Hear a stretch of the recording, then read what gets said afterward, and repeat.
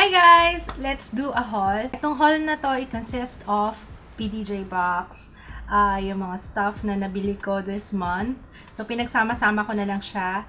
And the reason why I wanna do this haul, para alam nyo next month kung ano yung mga parating sa aking channel, yung mga gagawin ko ng review, mga i-feature ko, and all that. So, let's start. Let's start with the BDJ box. Ito na yata yung pinakabonggang BDJ box na na-receive ko. Kasi it's from Shiseido Essentials, and I haven't tried, I have tried Shiseido sa eyebrows. This one, maquillage, pang eyebrow siya, na actually wala nakalagay na label except sa mga Japanese characters na hindi ko mabasa. So, anyway, pang eyebrow siya. It's an eyebrow powder. Tapos may tip siya na sponge applicator. It's a gift from a viewer. It's from Charles. Hi, Charles! If you're watching. Ang name niya, Charles Angel. Come on. Diba? Ang cool ng name niya. Yun lang yung Shiseido na nasubukan ko ever. Kasi syempre yung Shiseido may kamahalan. Mahal talaga siya. Hindi may kamahalan eh. Ibang level siya. So, hindi siya pasok sa budget ko. Pero anyway, balik tayo sa BDJ box. It costs, I think, if I'm not mistaken, nasa 5,000 plus. Pero ang price nitong box na to, in total, is 15,000. So, bongga. Magkano yung natipid nyo? 10,000 pesos. Pero alam niyo naman, Shiseido, mga ganong level yung price na, diba? 1,000. Okay, so let's start! Kaya pala nakahiwalay ito kasi kanina ko lang to na-receive. Meron mix-up lang sa kanilang pag-ship. Nagkamali yata yung lagay ng product here. Or nagkulang. Kaya yan, hinabol nila to. Kaya thank you, BDJ box. Alright, so inside we have Bio Performance Glow Revival Serum. So it's a serum na glow all the way. Parang lately lang, di ba sabi ko, gusto ko yung nag-glow yung skin ko.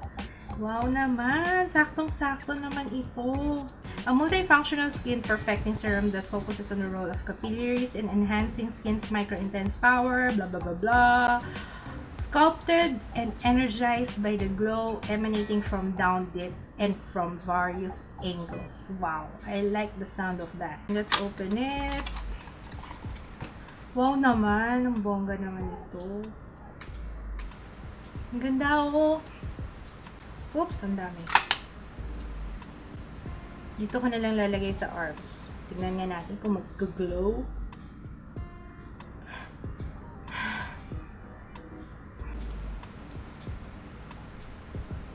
Oo nga, may glow nga. Ayan, Bio Performance Glow Revival Serum. True Liquid Moisture UV Maquillage. This one is a foundation. May sarili siyang sponge applicator.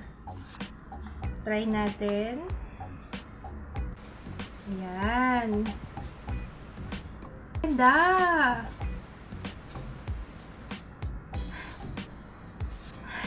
Kailangan talaga amuyin ko lagi.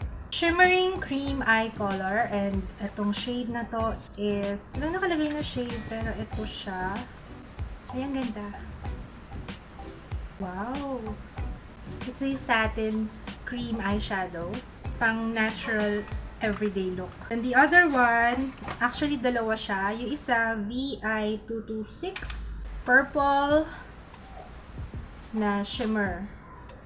Medyo light lang yung pagka-purple niya. Hindi siya yung obvious na purple. Long Stay Eyeliner Cartridge. So, this one cartridge lang.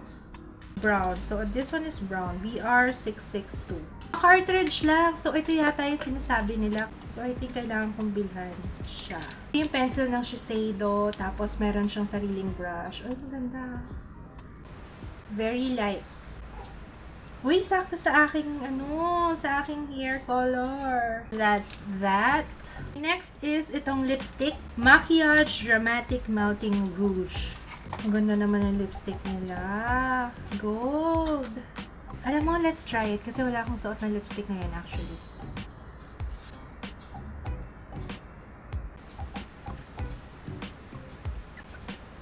It's glossy.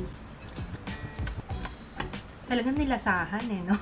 So that's all ng Shiseido Essentials. Yun yung lahat na included sa box. Yung eyeliner, sayang eyeliner, sana yung makukuha ko. Pero cartridge lang yung nakalagay. So they made up for it.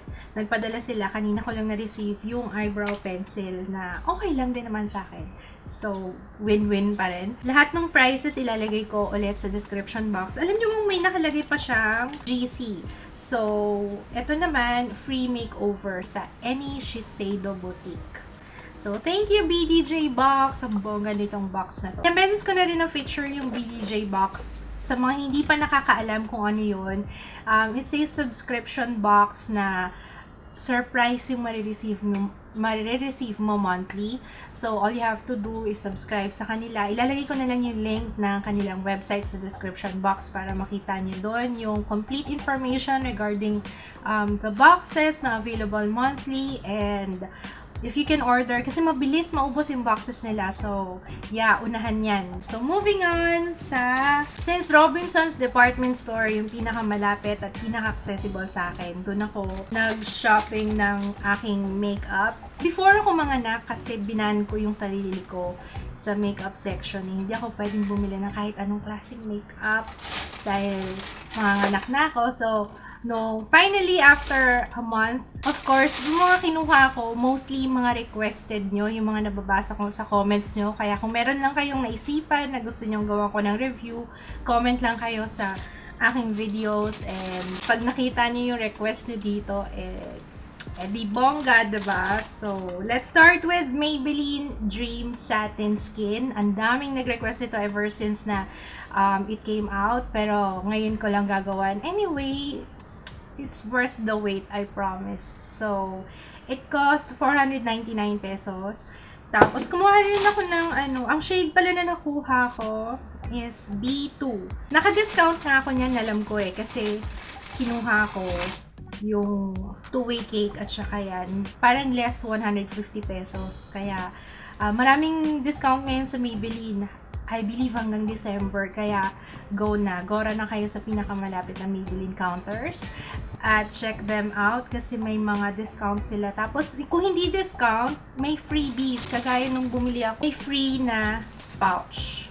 Ito namang isa, Maybelline Dream Satin Skin two-way cake. Ang nakuha kong shade is B4 Caramel. Caramel nga ba yung kinuha ko? Pero naku, masyado yata dark sa akin to. Kasi nung time na binili ko to, hindi pa ako nagpa-color ng hair, hindi pa ako nag-whitening na ako ngayon. Anyway, ito siya. Para lang din siya nung para lang nung White Super Fresh. Ito yata yung first na two-way cake na nakita ko sa Maybelline. Another one from Maybelline is itong Blush Studio Cheeky Glow. And this one is Peachy Sweetie. Naka-permanent price daw na siya. So, it's 149 pesos lang. Original price na 199. So, I just wanna try it out kasi wala akong Maybelline na blush. Kaya, yan. Autumn Coppers Expert Wear Eyeshadow. Actually, suot ko siya ngayon. Alam niyo naman ako, mahilig ako sa mga ganitong color ng shadows. Wala na akong Maybelline na eyeshadow. Kaya, nabago. Kaya, yan, I got this one. From Maybelline ulit, maraming nag-request itong matte Velvet Matte by Color Sensational. I got 4 shades kasi ito na lang yung shade na available doon. Mabenta yata siya kasi mangilang shades na lang yan natira. Kaya, kinuha ko na rin to. Definitely, magagawa ko rin ng review to. Kumuha ko ng matte 11, matte 9, matte 12, and matte 6. Na-try ko na siya once and super soft niya sa lips. Kaya, medyo promising.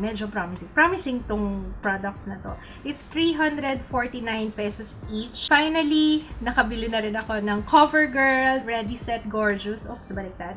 CoverGirl Ready Set Gorgeous. Ang dami rin nag-request nito since lumabas siya. Ngayon ko lang gagawa ng review. Pero anyway, abangan niyo yan sa aking channel. Ang nakuha kong shade is warm beige sa foundation and light medium sa powder. Ito, excited ako dito kasi maraming nagsabing okay na okay daw to sa oily skin. So very oily skin kaya kasi I am very oily tapos sweaty pa kaya Let's see! Ay, meron pa pala!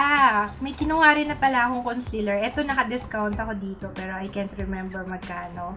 Ang nakuha kong shade is medium. Siyempre, yung aking eyebrow pencil. Marami na ako nasubukang ibang brand ng eyebrow pencil, pero bumabalik talaga ako sa EB. Hindi ko alam kung bakit. There's something dito sa pencil na to talagang, pag ito yung ginagamit ko, talagang iba yung kilay ko. Hindi ko alam kung bakit. Bakit kaya? Talagang iba ang first love, no? EB Advanced Perfect Eyebrow in Dark Brown. Okay, so sa Etude House, napadaan lang ako, pero ewan kung bakit bumili ako. Bago kasi, tapos naano ko, ayan na naman, nagdadahilan na naman. Bagong product nila, syempre meron silang malaking, pagpasok mo sa Etude House, makikita mo kagad may malaki silang poster doon, tapos ang bumungad sa akin, Zero Sebum. Paano ba namang hindi bebenta sa akin, diba? All Day Matte Gel. So, it's a gel. I think siguro pang prime to. Contains natural grain powder that removes sebum oil, delivering skin that feels powdery and oil-free all day. It removes first signs of sebum oil with its gentle, silicone-free formula. Hirap magbasa pag naka-contact lens, at is ganda talaga. So, i-concentrate mo siya sa mga areas daw na talagang sobrang mag-oil up. Kagaya yung nose ko. Teka, nagpapawis na naman yung nose ko. Ayan. So, yun. Zero Sebum. It's magkano to? This one is 598 pesos. Gagawin ko ng separate review to para makatulong sa mga oily skin. Appear tayo dyan. Sansan. Sa Sansan, konti lang yung nakuha ko. I got 1, 2, 3, 4, 5 products. CC cream. Isa rin sa mga requested products to from Sansan. Kaya I got it. Walang price. Eto na naman ako. Winala ko na naman yung resibo. Ano ba yan? Pero ang shade na nakuha ko is... May shade nga ba to o one shade lang? I think one shade lang kasi wala nakalagay kung anong shade. Kumukha niya yung BB cream before.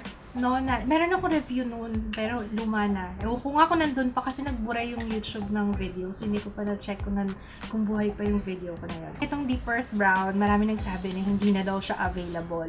Well, guess what? It's still available. Nagmahal nga lang. It's 63. Dati 50 pesos lang yung bili ko. Tapos, inuubos lang nila yung ganitong lalagyan kasi magpapalit sila ng packaging. So, yun. Actually, hindi pa nga nauubos yung dating-dati ko pa eh. Grabe, magto 2 years na to. Ginamit ko na siya pang kilay, pang eyeshadow, pang contour. Actually, ito lagi kong ginagamit din pang contour. Pero, andito pa rin siya, buhay na buhay pa rin siya. Parang hindi siya nauubos. Magic. Next is itong Kohl Eyeliner Pencil. Hindi pa ako nakatry ng local na Kohl Eyeliner Pencil. This is my first one. So, let's see kung okay siya. Kung hindi siya nagsasmudge, pero malamang may mga nakasubok na sa inyo. What do you think? Okay ba sa inyo? Ano ang experience nyo with it? Comment lang kayo sa baba kung okay ba sa inyo yung Kohl eyeliner na yan. And, etong Sansan Age Defense Liquid Eyeliner, na-try ko na yung isang eyeliner nila. Ito hindi pa, kaya yun. Last one from Sansan is yung false eyelashes. Alam niyo yung reason kung bakit ko binili to. Actually, hindi para sa false eyelashes eh. Gusto ko subukan yung glue nila kasi maraming nag-comment. Tinanong ko sa vlog before. Sabi ko kung meron kayong masasuggest na glue na okay sa base ng pag ang base ng false eyelashes nylon. Kasi yung Nichido, hindi siya dumidikit doon pag nylon yung base. So, sabi nila okay daw yung Sansan na duo lash glue, try ko daw yun. Kaso, hindi siya available. Kaya, binili ko na lang to. May kasama siya sa loob. Ta-try ko muna kapag okay. And then, saka ko bibili ng bigger size. Kaya, yun. Nakwento ko lang. Nakwento ko lang. This one from Eye White. From Eye White, itong kanilang Aqua Moisturizer. Alam nyo, nasubukan ko na siya, kaya nga isa na lang. Yung isa nito, nilagay ko na sa bathroom kasi every time na pagkatapos kong maligo, ina-apply ko siya. Pagkatapos kong maghilamos ng face, naglalagay na ako ng moisturizer. Dati hindi ako ganun eh. Oily yung skin ko, pero may mga areas na nagbabalat. So, na-discover ko na kailangan ko lang pala ng moisturizer. Kailangan ko mag-moisturize doon sa mga areas na nagbabalat, as well as sa mga oily part kasi lalong nagpo-produce ng oil yung aking skin kapag sobrang drying yung after ko maghilamos. Sobrang, akala ko, uy, hindi oily skin ko. Pero after ilang oras, sobrang oily na kasi nagko-compensate yung skin. 2 years ago, parang sinabi ko na hindi ako nagmo-moisturize kasi nga malagkit sa face. Pero ngayon, ang dami nang lumalabas na moisturizer na okay sa mga merong oily skin, na hindi malagkit, na parang tubig lang. So, eto siya. Eye White Aqua Moisturizing Eye White Aqua Moisturizer Whitening Vita. So, hindi siya, actually, para lang talaga siyang tubig. Pag nilagay mo siya, mukha siyang toothpaste. Kasi blue. Pero pag spread mo na siya, tapos mahanginan ng saglit, wala na. Parang, para ka lang nag-primer, parang ganon. Yung primer na hindi malagkit kasi usually yung ginagamit kong primer, hindi naman malagkit. So, it's very, very, very lightweight sa skin. I really like it. Itong, yan, Aqua Moisturizer. But parang favorites na to. Anyway, so yun. Comment down below kung ano yung mga interested kayong products na talagang naaabangan nyo sa aking channel para yun yung unahin ko. Maraming salamat sa panonood.